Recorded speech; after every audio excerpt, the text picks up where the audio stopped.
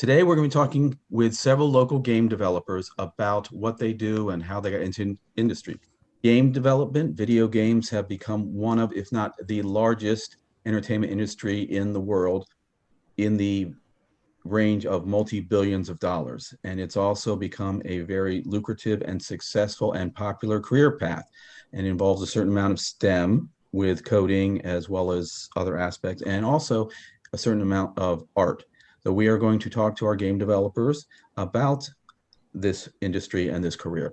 So I'm going to start with Ash. Well, actually, we'll start with the first question. We're going to ask each of you to introduce yourself. Oh, and here's Mike.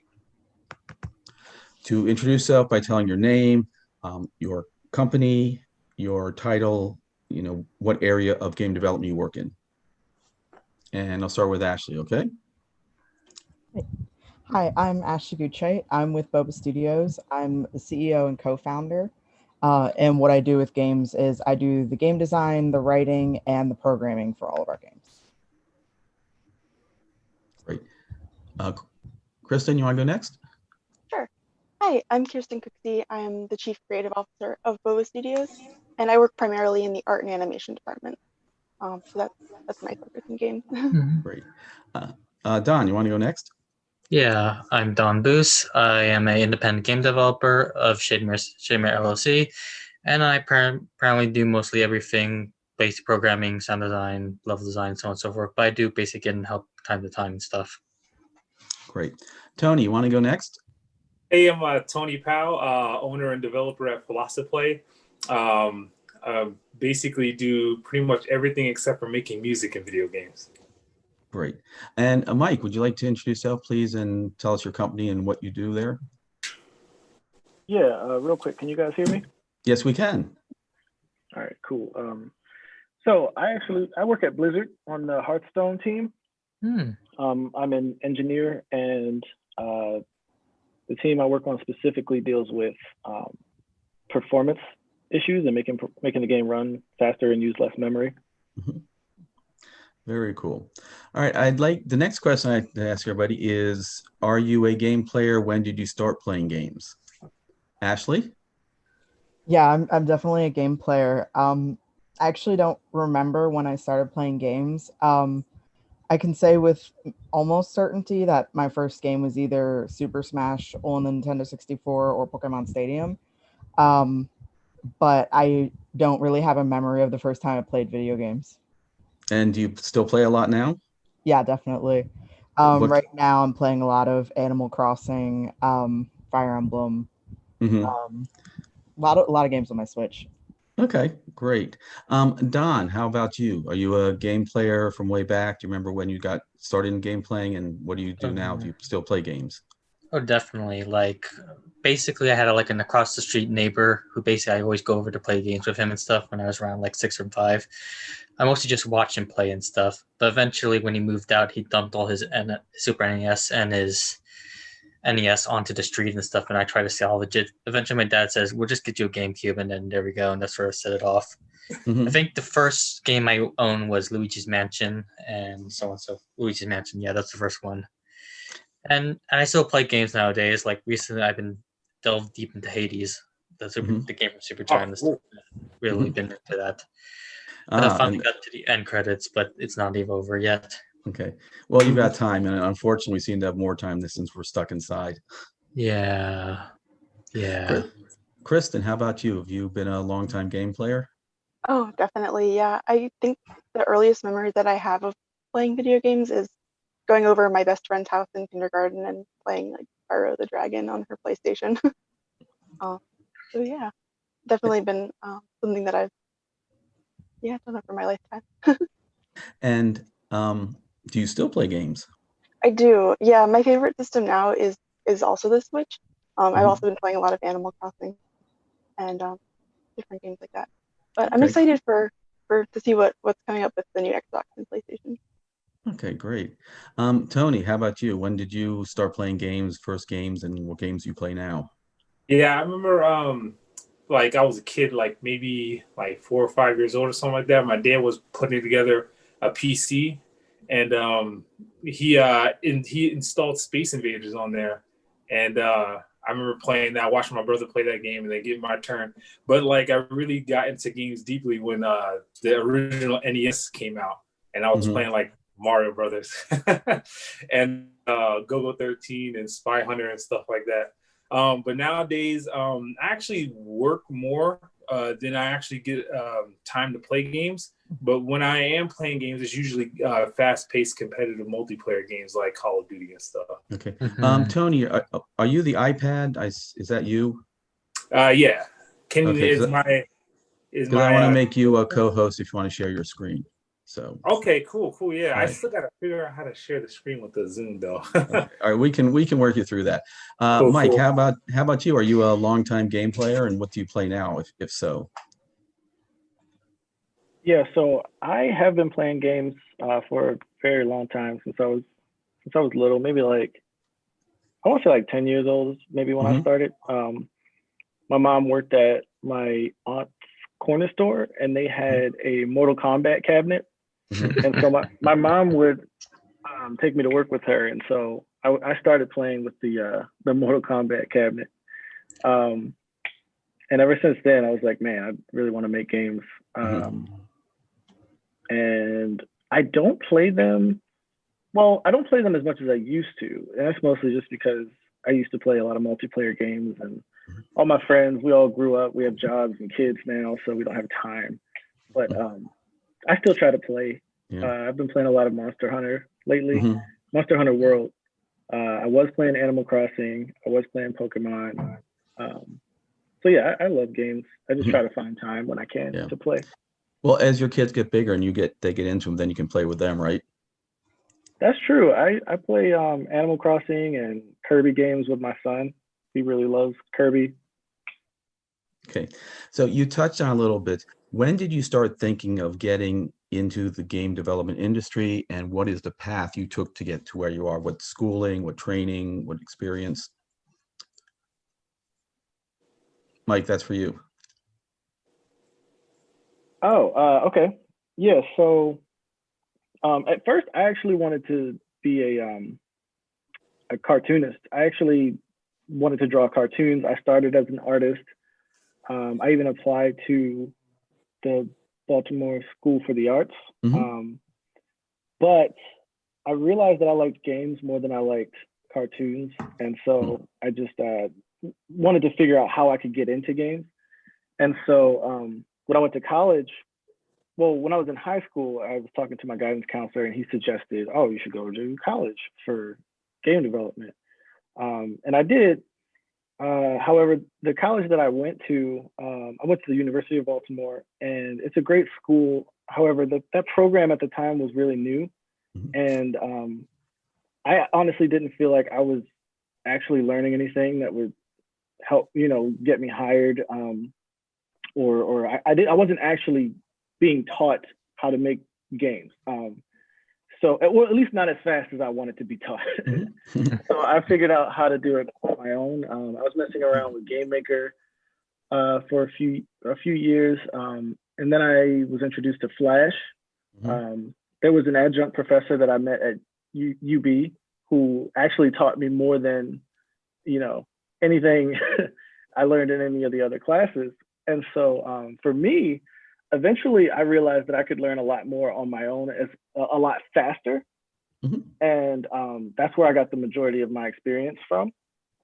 And so eventually I got a software engineering job while I was in college. And from then on, I just got real experience. And now I'm at Blizzard. Great. Tony, do you want to talk a little bit about when you first got the idea of going into game development as a career and the path you took to get to where you are? Yeah, sure.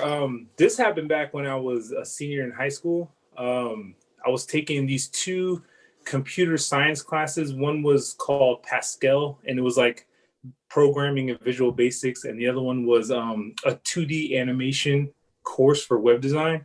And I had the same teacher, and it was back-to-back class. And I remember in the animation class, the teacher in the first week, they pulled up like the syllabus and showed us what we were going to do. And like, I remember he showed us at the top of the banner of this website was one of those little little tiny games where if you click inside the box, it'll take you to like a Chuck E. Cheese website or something like that, right? But if you move the mouse inside of the box, then it'll show like a little hammer and you got to whack them all or something. And it looked like a small little video game. And I asked the teacher, I was like, hey, are we going to make something like that? And he was like, well, no, because it's a little too complicated for this class. But this is the software you would use to make it. But once he said that, and I knew I can make a video game with this software I had in front of me, I was like, okay, I'm doing that. And so like for the next like several weeks, that all I did when I went into both of those classes, I would like use Yahoo to try to figure out tutorials on how to use that software to make a game. And then like several weeks went by, and the teacher had pulled me into into his office. He's like, Tony, I see you're the first person here in the morning. You're the last person to leave. I see that you're working all the time and stuff, but you haven't done any homework. You haven't turned any classwork. You haven't done any of your weekly tests. I see that you're working, but what are you working on, right? And I was like, oh, making a video. And he was like, what? And I told him I was making a video game, and he's like, show me stuff, right? I take it to my computer. Oh. Everybody's at their desk doing things and stuff. I take him to my computer and I show him the game that I'm making. And then he's like, okay, let me play. And so he sat there, he played a little game, what I had so far. And then he's like, after he died, he's like, show me your source code. Start showing the source code. And everything that I had was not only everything that we were supposed to learn that whole year, but way back with that. And he was so impressed that he took me back into his office. He's like, I can't believe you're making a game. That's awesome, dude. That's crazy. How'd you get this? How'd you get that? And I told him all about that. And he's like, okay, I'll tell you what, Tony. So I'll tell you what, if you can finish this game by the end of the year, I'll give you an A in the class. You don't have to do any homework. You don't have to do any classwork. You don't have to do any weekly tests. You still have to do your midterm and your final. But if you can finish this game for the end of the year, I'll pass you and stuff. And that was my senior year. If I didn't pass this class, I would have to take, I wouldn't graduate on time. I had to take summer school. So the pressure was on, right? So I worked like crazy to try to finish this game. And I did finish it with like the last half hour of the school year. He sat down, he played it, right? And nobody else knew about what the little deal we had going on and stuff, right? And so he sat down, played it, and I'm like biting my nails like, oh my God, please don't try to escape the game on the third level because it's gonna crash everything. And I don't know, I had no idea. I still to this day don't know what caused that bug. But he played it. He loved it. He gave me a thumbs up, and I got to graduate on time. So, but then like fast forward to graduation, I'm walking out with my cap and gown and stuff, and he burst out of the crowd. And he's like, Tony, listen, stick with video games and stuff. Like that's your thing and stuff. Like if you're gonna do it, just do video games and stuff, right? So I'm like, yeah, great, because that's exactly what I'm getting ready to go do when I get home. And then I never seen him again. And then a year later, I'm at a party at my friend's house. And his sister comes up and says, hey, Tony, I played your game. And I'm thinking, that's impossible. You couldn't play my game. My game's on my computer and stuff. No one's played it. It was a newer game. And she said, no, I played your game with Mr. Dismuse's class. He uses it as a tutorial for just how to make video games. So I was like, oh, dude, that's cool. Mm-hmm. Great. And that was like the here on the stuff. Yeah. So I did go to college for it, but my education started way before that and stuff. So yeah. Okay. We're losing a little bit, Tony. I don't know if there's anything to do to improve your signal or anything, but Don, why don't you? Okay, why don't you talk about when you first became interested or thinking about becoming a game developer and what path you followed to get where you are? It's actually kind of similar to Tony's actually, but in a little bit of a different way. Like during, I guess, freshman in high school, my mom basically signed me and I brought up to a video game class where we basically learned Clicker Team Fusion. Mm-hmm. It was basically we basically go there just to go for a lark and stuff, but basically I really adapted to the system really well and stuff. And basically the guys told us like people can actually make real games out of using the system, like No to Left 2 and Freedom Planet were some of the bigger ones made with that system. And then my brother got the system instead, but then I took away from him. And then I basically started working games as a hobby. I started freshman and basically mostly kept to it and stuff, made a few games and basically shared it with my friend in high school and stuff. And eventually, I accidentally signed up to computer graphics class, which is how to teach Adobe Illustrator and stuff. And I really, really hooked onto that one. And then I showed my teacher that I also been working on games. And then he basically stopped everything and says, "Hey, you can focus on this." And then I basically made a game for my final. And then he bumped me up to AP2D and so on and so forth. And the next game I made for the Scholastic Art of Writing Award and won three gold medals. And basically, my path was basically like it was one thing I'm good at, and my path was kind of set at that point. So with that, I was able to get into Micah and basically further my craft. Met Ashley and Kirsten, got good luck with them and stuff, and basically still making games to this day right now, and basically making it better than ever. But yeah. Great. Kristen, do you want to talk about when you started thinking about getting into game development, the path you took? Sure. So I didn't really start thinking about video games as a career until I got into college. Most of my my education prior to that was in traditional art. My high school didn't have a very good digital art program, so once I got to college, I went to the Maryland Institute College of Art. So it was actually an art college. So once I got there, I was like, okay, I want to learn digital art, and I want to learn, maybe get into animation, maybe get into game design. So in my freshman year, I took both game design and animation, and I was like, that's it. I think that's what I want to do. Great. Ashley, do you want to talk about when you first started thinking about being a game developer and the path you took to get there? Yeah, sure. Yeah, so I spent a lot of time when I was little, like playing games with friends, and that led to like spending a lot of times with my friends, like drafting up games. And it was like the kind of games that we were playing, like RPGs, like really long things that I like didn't really even know how to begin to make. But we used to just make like plan after plan of like, this is how it's going to work. This is what the story's going to be. All the characters are looking like this and all of that. And I think I was actually about 7 the first time that I told somebody like, I'm going to have a game studio. That's what I'm going to do. And so my parents were very much like, okay, well, go to art school then. So when I was in high school, we had a lot of visiting colleges in my art class. There had a lot of art schools come, and Micah, as both Kirsten and Don mentioned, Maryland Institute College of Art, they came and talked to us. And of all the schools, I was like, that one, that's the one I want to go to. And part of the reason that I actually really liked them too is because they had a really good academic program too, outside of the arts, because I knew that the games that I wanted to make were like story based. So I wanted to spend a lot of time also working on writing when I was in school. So like Kirsten, I went to a high school that had a great art program, but it was a great traditional arts program, but they didn't really have digital other than digital photography. So I took every art class that I could, but none of them tapped into anything like on making video games. So I didn't actually start that until I got to Micah, where I majored in interactive arts and then focused in game arts. So that's where I really started learning those tools. And I was also, during my time there, I was work study in the career development office.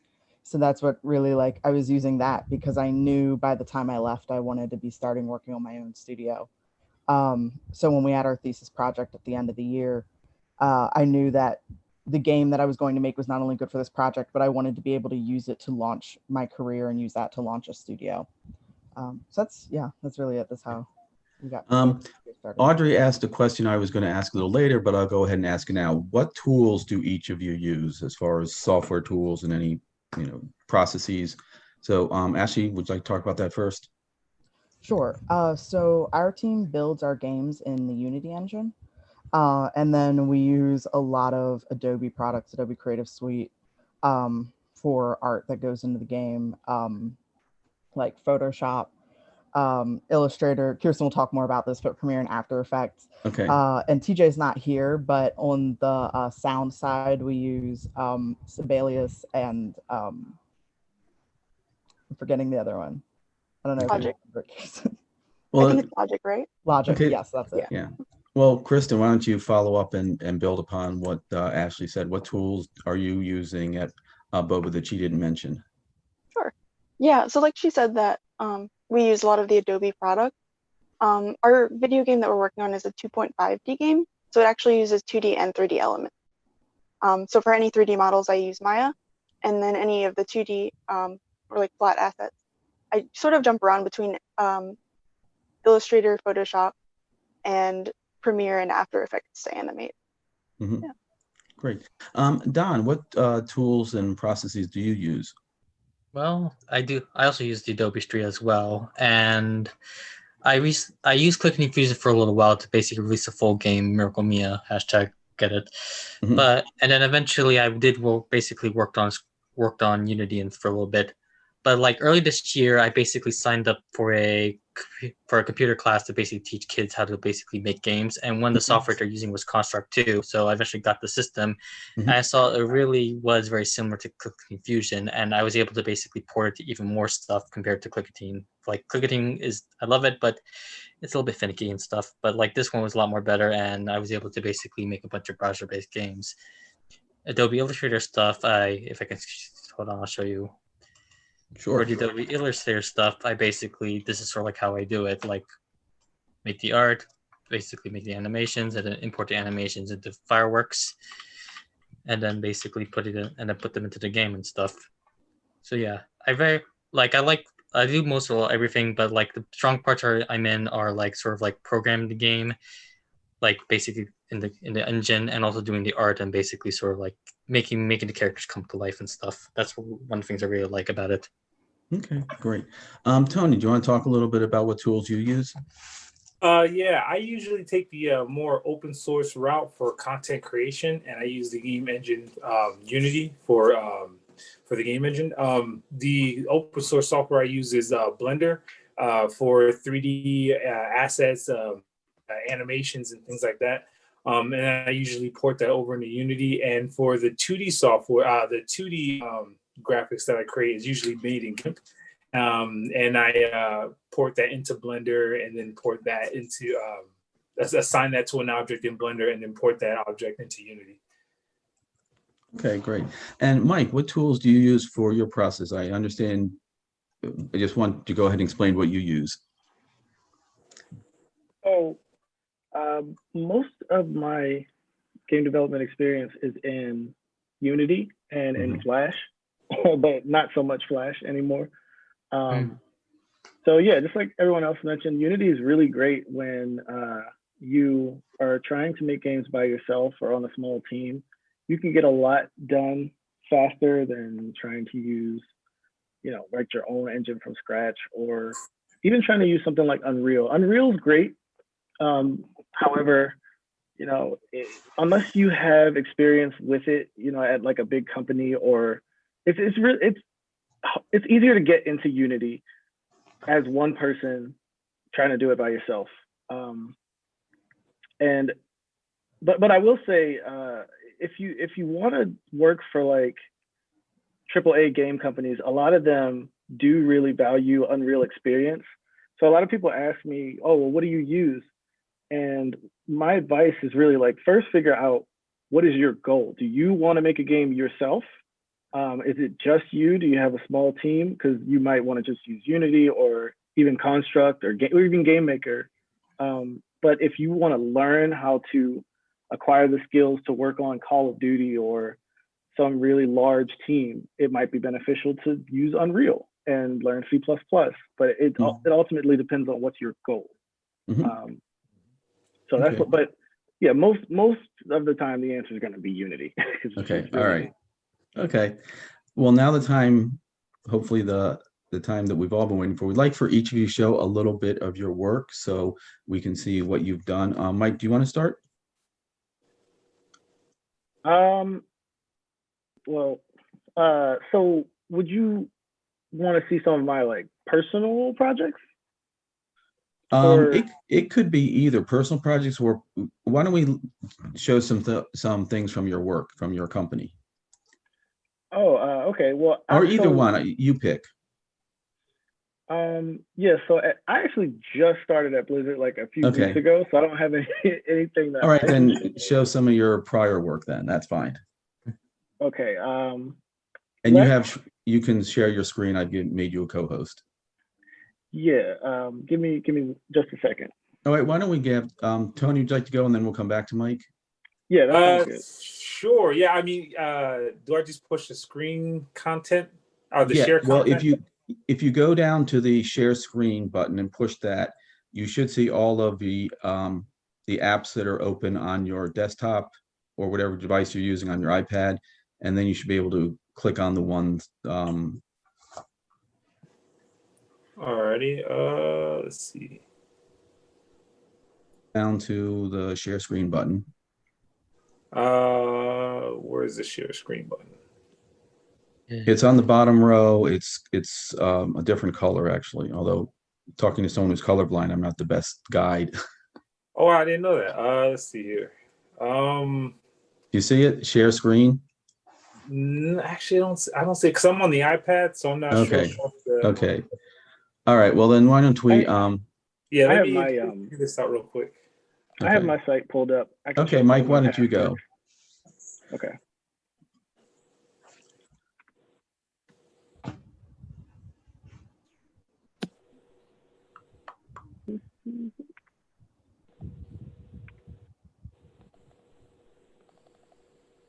Oh, Zoom wants permissions.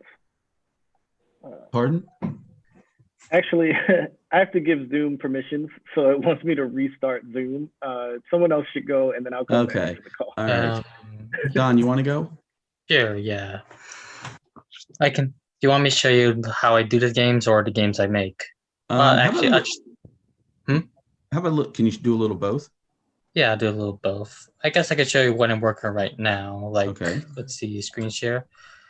So yeah, like I said, I've been using Construct 2 to do my stuff, and basically it was basically a nice way to basically get some stuff done. So like, this is Construct 2. It's basically this is the game map, and this is basically all the programming and all the stuff in here. It's like event editor stuff. So like, basically, if object A, like, come on, if like object A, like boss basically collides with object B, like this, and then basically you put in the action that goes in there. Like basically it makes time stop, or it basically, I don't know, hold on, let's see. It basically creates an object in this location, so on and so forth stuff. And basically right now I'm basically working on enemies. Like I'm currently working on a Metroidvania game I did for a Game Jam game, and I wanted to basically make it into like a bigger thing and stuff. So I think I'll just show you the game in action. Let's basically screen share that. Stop screen sharing. And then we screen share this one. There we go. Come on, please. Thank you. Yeah. I don't think you can hear the music, but so far it's basically I'm making a Metroidvania where you go around, attack monsters, and so on and so forth. It's sort of it's been inspired by Bayonetta and Dark Souls. Bayonetta in the sense that when enemies attack you, you can basically, ouch, die, ouch. Okay, stop, please stop. Okay, please stop doing that. And okay, you can die horribly, horrifically, and you lose all your money because Dark Souls. I'm going to go this way. Never mind. So it looks great. I can see the Dark Souls inspiration. Yeah, definitely. But yeah, like I have all the powers unlocked right now and stuff. But like in the game, you basically get these abilities like ability to breathe fire, to open gates, ability to use a giant scissors, guns, a hook shot, bird, and then so on and so forth. Anyway.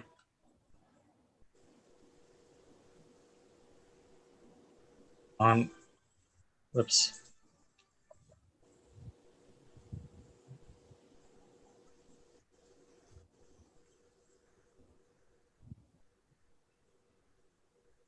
Hold on, let me get the graphics in.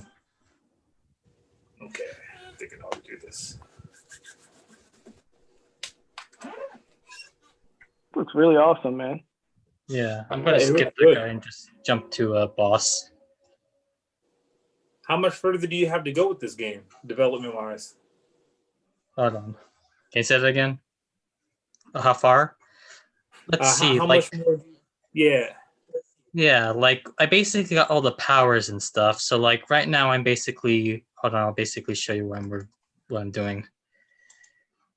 I'm basically trying to work on right now. I'm basically finishing up the enemy roster.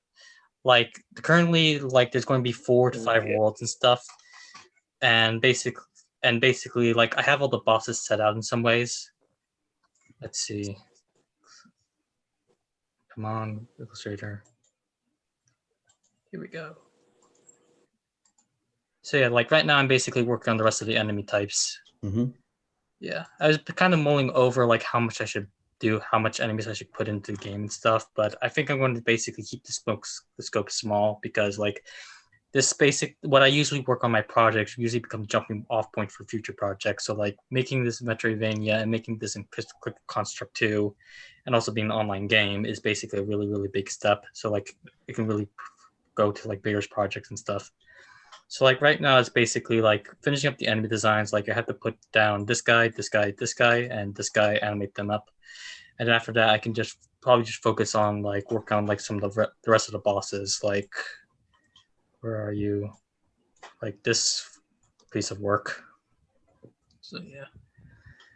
But yeah, mostly right. But after that is basically then for fleshing out the levels. Oh man, doing that tilt. Yeah, this. Oh yeah, this is going to be a nightmare. Yeah, it's gonna be tough. Yeah, I did it before. Like I have gonna do that, dude? I have a basis though. Like I basically worked on another game. Like I released a game on Steam called Miracle Mia, and I have like so I basically have a base of like some enemy designs, and I do work on like some enemies that are similar to each other. So I'm not going completely blind. But it's usually I guess the advice I can give is sort of like keep at it, like never stop building stuff and basically just expand on what you did on the previous one. So like this was sort of this is the snake boss is not going to be a little bit like this. Everyone just sort of like crawls around. But like I'm going to try to do but I have like but like this guy eventually will go into eventually went to the template of like how this one will work and so on and so forth. And then so on and so forth. Like always keep iterating, keep on expanding and stuff, and just keep at it and stuff. And basically whatever take what you learned from the last game, failures or whatever rise, and then basically apply to the next one. That's sort of like actually what happened early this year. Like I just started Construct 2 and basically like I didn't know what to do. So I started a game. So I eventually entered a game jam game. Let me show you the thing. Me. Play from current slide. Not this. Yep. So yeah, like earlier this year, I basically entered a game jam game, the Magical Girl game jam game, and basically really start to work on Construct 2, sort of like taking what I learned from Miracle Mia and applying it to the software it is. So I eventually worked on Birth by Magic, and then this summer I worked on Necro Drake. I tried to be a little more ambitious with this one, but it sort of fell flat because I focused too much on the dragon animation. And then eventually, when come August, I basically work on this one and taking what I learned from these two, and then really basically applying it to this big one. So yeah, like I can go on forever showing off games, but if you want to move on, I think we'll move on. But that's very amazing, very cool, Don. So thanks. Okay, Mike, are you ready? Yeah, I'm ready.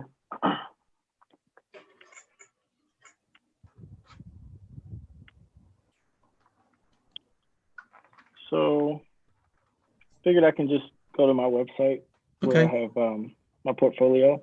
Mm-hmm. So before I was working at Blizzard, I was working at Big Huge Games, and the last game I worked on was Dominations, which is a mobile game. I got some screenshots here. Here's a video, just in case nobody knows what this game is. So it's a history game. Well, it's a history themed game, but there's like combat, resource generation. Hold on, let me turn that sound down. So you build up troops, you send them to other people's base, and you basically fight their defenders. The winner, you get like resources, gold, oil, stuff to make your base better. That's the gist of the game. A lot of what I did involved setting up a lot of the UI and adding features in the game. So, for example, there's a button over on the left that launches a missile, launches 4 missiles in this case. That's one of the features that I added to the game. There's a few other things on this page, like the daily rewards window. One of the revenue features for the game, because it's free to play, so you download it for free. One of the ways the company makes money is through video ads. So if you watch a certain number of videos, you get rewards. I'm sure most of you have seen things like this. You can buy more troops and stuff from the game. These are some other things that I've put into the game. I've done work on the museum window where you get certain artifacts that the troops give you like more resource generation, stuff like that. Before I worked at Big Huge Games, I also worked at Sparky Pants on a game called Drop Zone. So Drop Zone is kind of like a RTS MOBA fusion. So a lot of what I did in this game was also UI programming. Hopefully this video plays. Can you all still hear me? Yes, we can still hear you. Hello? Oh man, did I cut out? Oh, we can still hear you, Mike.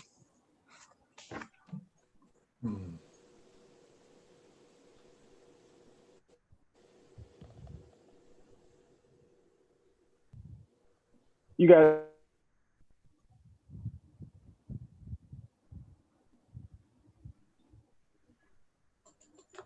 Yeah, we can't hear you now, Mike. Are you just not talking, or did we lose you? All right, Tony, which game were you going to show of yours? Hi, Mike, we can hear you.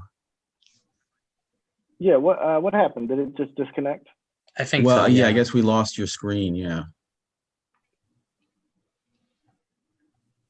Oh no. Yeah, it's that my internet connection was unstable. I think it was because I was playing the videos, maybe. You got it working. But yeah, I can share again if you guys want. Well, why don't you just share us the link and then we'll share it later because we want to move on. So, but that's very cool.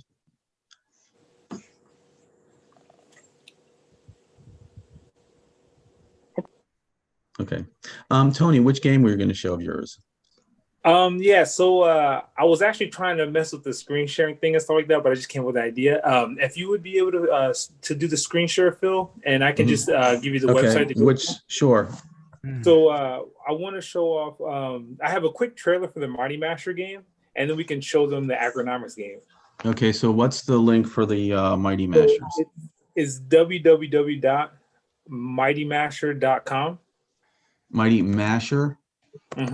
With the S at the end, Mashers. And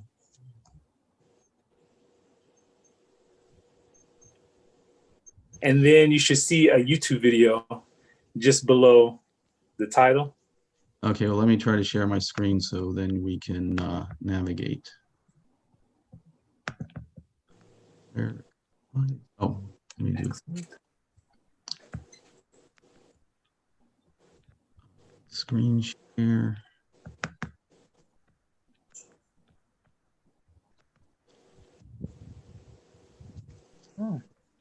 There we go. I scroll up a little bit. Mm-hmm. Keep going to the top till you see the YouTube video. There it is. Keep scrolling up. Mm-hmm. There it is. That's right there. And just if you can max screen that and press play. This is just a trailer of the first game my company is developing and launching. It's called Mighty Masher. Right now, I'm working on like the mobile version of it. So what you're going to see now is kind of an older version. So is this just the one? scroll down to Yeah, click that. Yeah. Click the YouTube video right below the about. There you go. There we go. Awesome. I don't know how it's gonna look on this app though. Yeah, and let me see about. But this is the older trailer that There you go.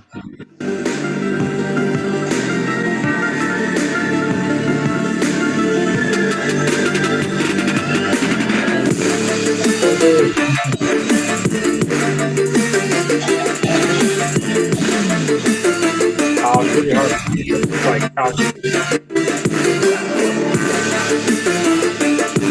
I'm sorry, what, Tony? it's looking pretty choppy on my screen. It seemed to look fine on my screen. It guess it depends. Like it looked good on my screen too. Yeah. Okay. Like, Cool. rock paper scissors, but Yeah. extreme. You guys.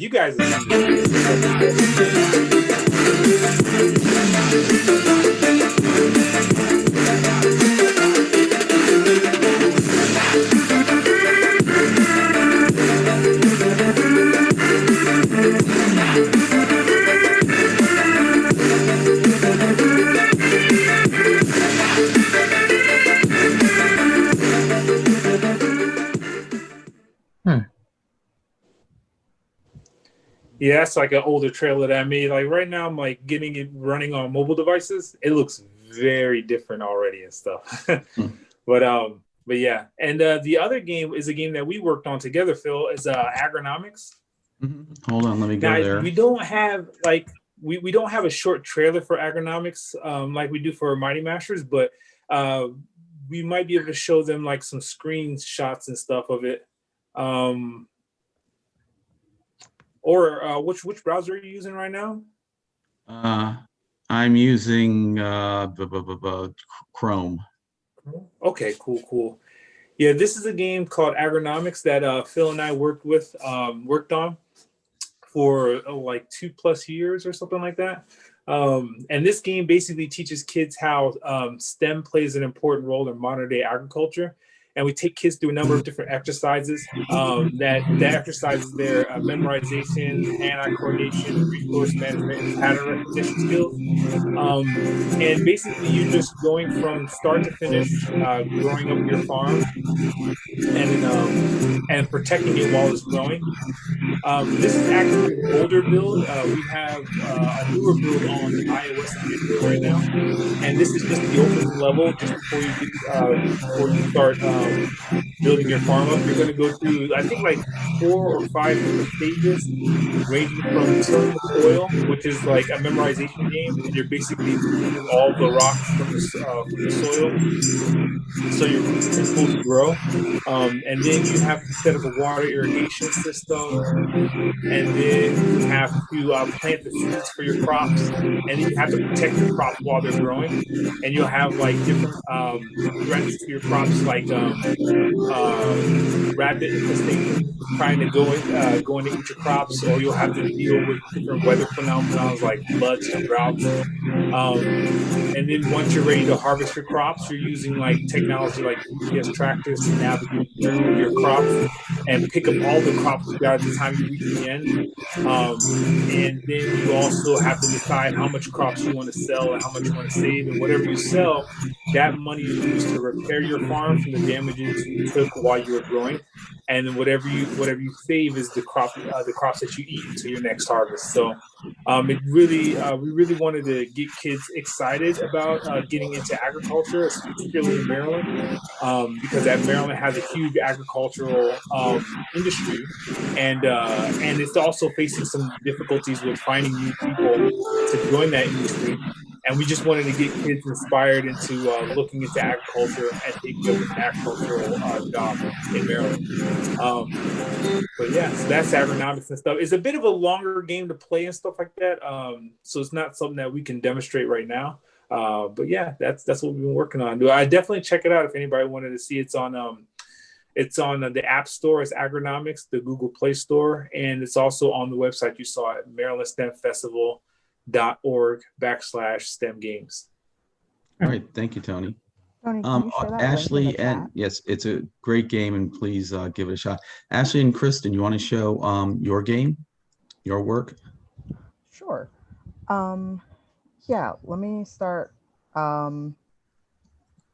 might show off a little bit of some of the other games that we've made first, and then I'll show a video from the game that we're currently working on.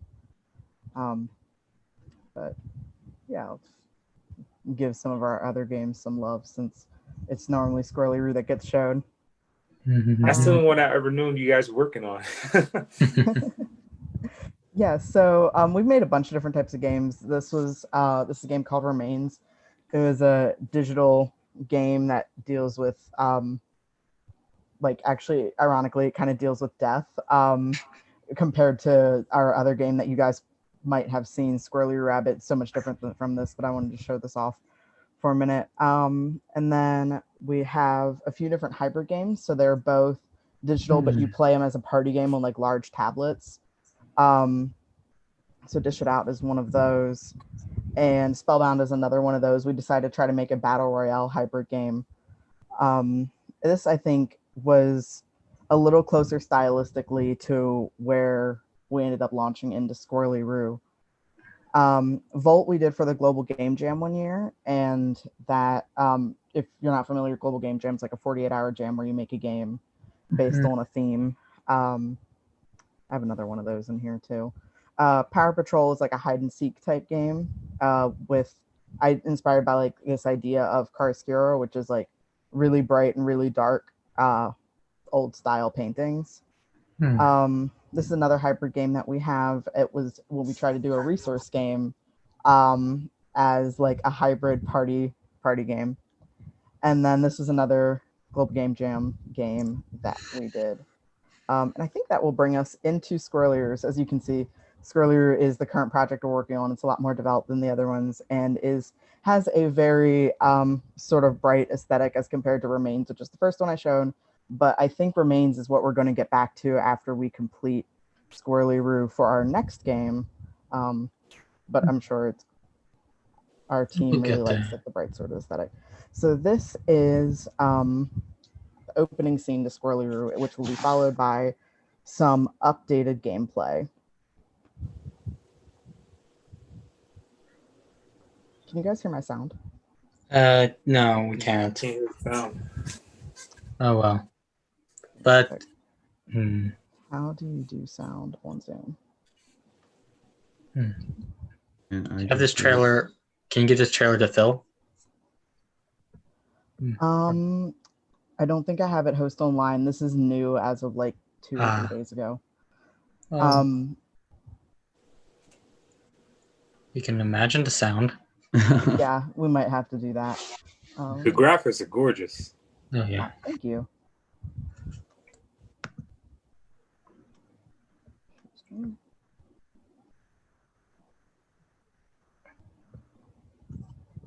Okay, I'm just gonna play it then. Sorry. Okay. If TJ were here, you can make the sounds or something.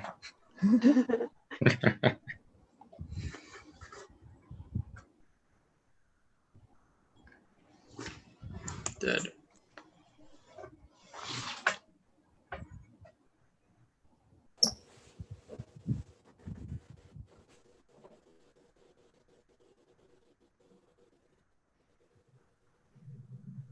So this is actual gameplay. Okay, cool.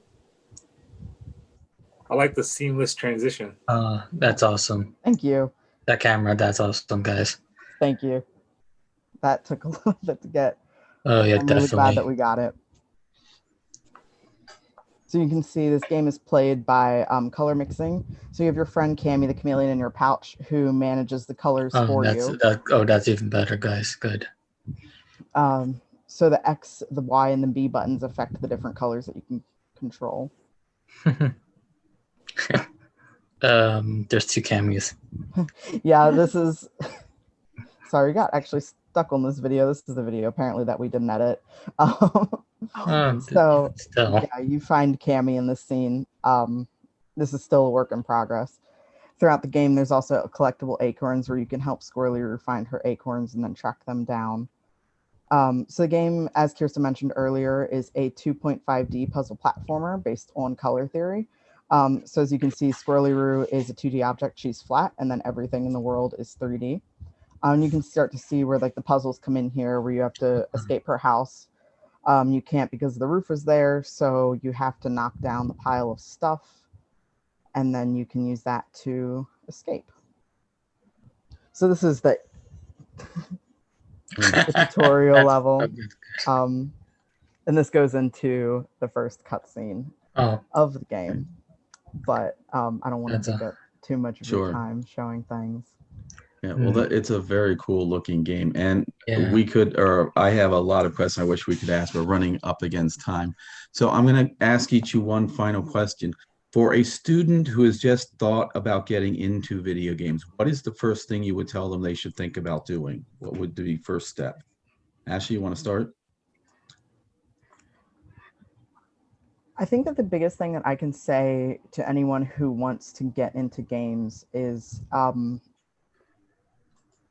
take up every opportunity that you can. I know a lot of times going into game development, whether that's striking out on your own, whether that's finding somebody to work with, going to your first show, telling people about your game can be really scary. But it's the things, it's getting engaged with your own like adventure, and you're finding what you can do to attain your dream that is going to find you opportunities. You never know when you show up for something. I mean, take us, for example. We're here today having this panel with you guys because we had an interview with you, Phil, a few months ago, and that happened because Tony connected us. Right. We met Tony at AwesomeCon. Mm-hmm. So anything that you can do to, like, you know, get involved with your own future, which sounds really vague, will bring you more opportunities to do more. And I know it's really scary and it's really hard to put yourself out there, but your work is worth other people seeing it. Your story is worth other people hearing it. Great, thank you. Don, what would you tell someone who is a student who is just thinking of getting into video games? What would you suggest they do first, or the first couple things? Well, it's going to be difficult in the first areas, but basically finding the links, basically like finding them basically passion first, like basically gotta like what you're doing. Mm-hmm. Second is sort of like understanding what the aspects of it is. Like you see something from that game and basically want to think of how you can rate it. And most importantly, just actually getting in and actually working on the thing. Like basically how I basically started making games was basically sort of like trying to basically get the camera to scroll, and it took me like 5 months, but eventually I got it to work.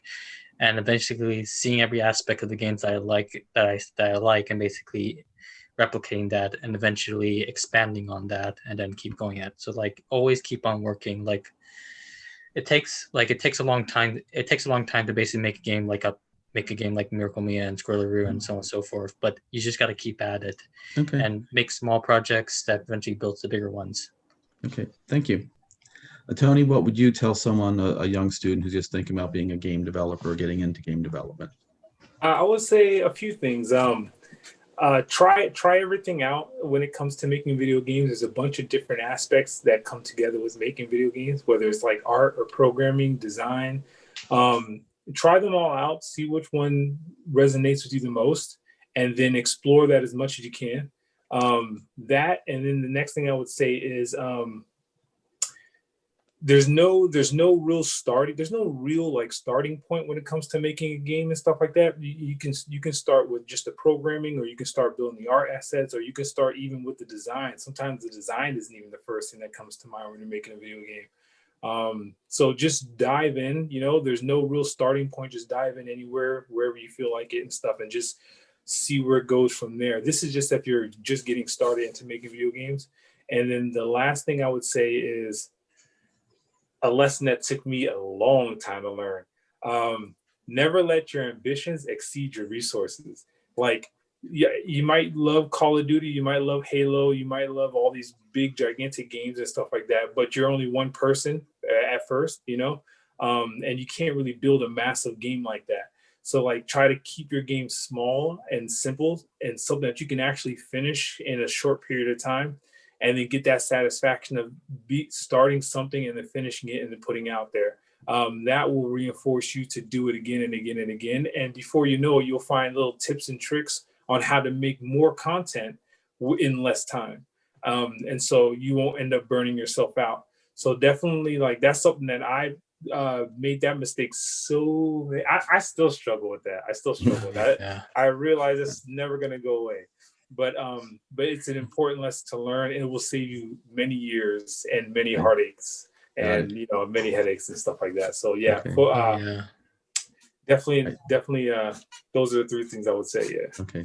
All right, Mike, what would you tell a young student who's thinking about getting into game development? Where would they start off, or what would you tell them?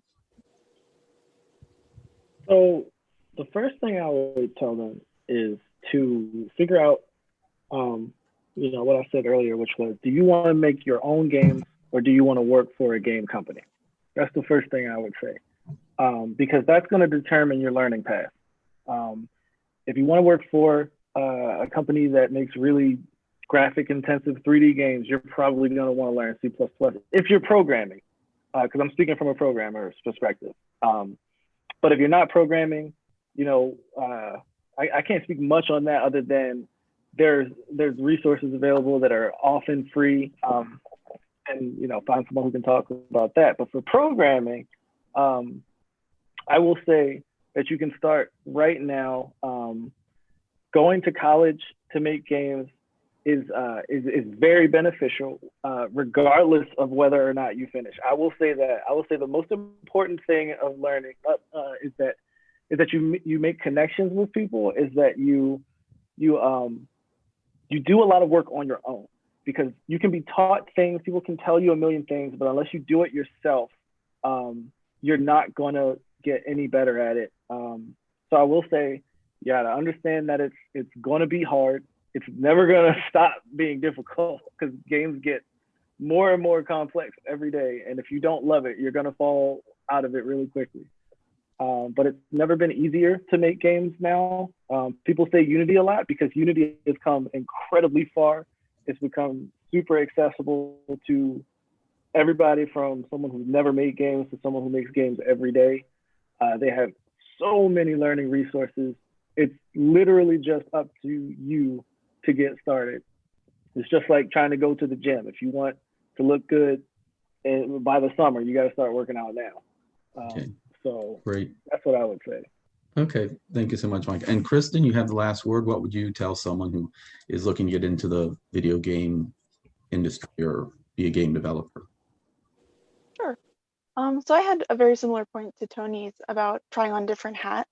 I think that it's important to, try out each different aspect of game design. There are so many things that go into a game that, even if you decide you don't like certain aspects, it'll help you communicate with people who do work in those things.